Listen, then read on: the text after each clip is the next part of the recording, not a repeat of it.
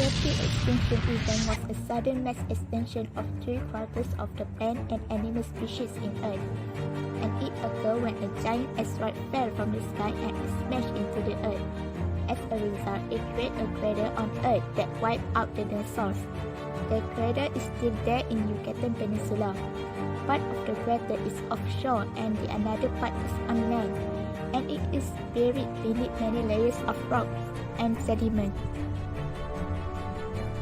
At the exact period of the KT extinction, a meteorite large enough to be classified as a minor asteroid collided with Earth.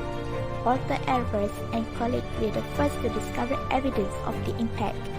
They discovered that rocks deposited precisely at the KT borderline have unusually high levels of the element iridium.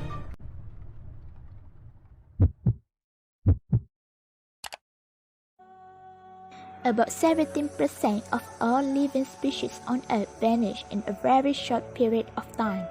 The last of the huge dinosaurs were among those that vanished. Many dinosaur species as well as smaller flora and fauna had gone out in the millions of years leading up to the KT events. The impact of a 10-kilometer asteroid would have been a massive blow to life on Earth. There would have been massive shock, wave heating and fires, a massive earthquake, hurricane winds, and trillions of tons of debris hurled everywhere on a local level.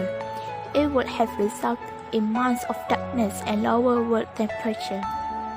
Worldwide, there would have been concentrated nitric acid showers. For years, sulfuric acid aerosol may have cooled the Earth. It could not have been an easy life. From its shattered state, the ecosystem formed new links. The empty ecological space allowed for opportunism, and the food chain became unbalanced and unstable in a few spots. Plant species multiplied and prospered for a short time in the warm, rainy climate with no insect predatory pressure, presumably because their rainforest-type leaves were already thick, strong, and difficult to chew. Plant species proliferate and thrive for a short time in the warm, wet climate with no insect predatory pressure. Despite the abundance of vacant ecological niches, biodiversity took a long time to recover after the KT extinction catastrophe.